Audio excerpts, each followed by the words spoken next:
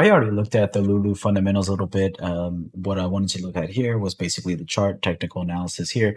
Going back to 2007, they started trading, but I want to look at the more recent time frames. They started trading around 80, went up to 120, area significance at 230, 350. Over here, let's call it 400 and a double top at 516. You did see the price retest over the last 2 years, basically to that 176 area that we are in today.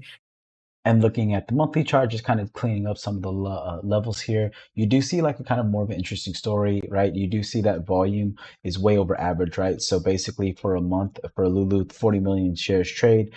This past month, and we're almost at the end of the month, 160, maybe 164 shares traded to the downside, right? So a lot of bearish sentiment coming here. You have the RSI here in the middle, basically on the month level at a 35. You know, it only goes 30 to 70. 30 is over sold, 70 is overbought, so it's definitely on the oversold side, but it still has room to go. And the MACD here is still super bearish, right? This divergence is pretty big. You see a lot of red candles here. We haven't seen it kind of round out there.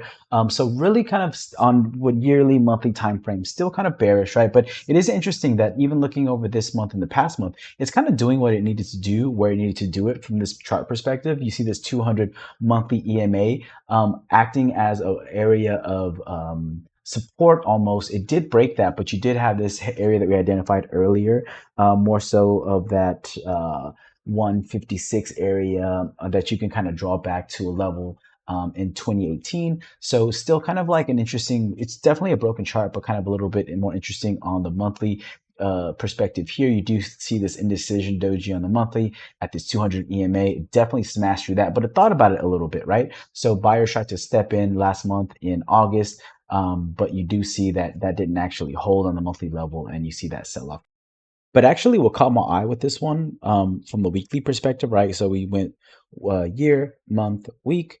I won't go into daily, but from the week perspective, right? So that area that we saw was about 156. I think that was one of the first areas that we called out going back, years ago. It is actually respecting that level, right? And even though you do see a lot of bearish sentiment here, right? So basically, a week of 9/1, you had 61 million shares trade, only like 14 million, 13 million is average, right? So we've seen a lot of volume over average, which shows that there's people there, right? People are buying, people are doing their thing here.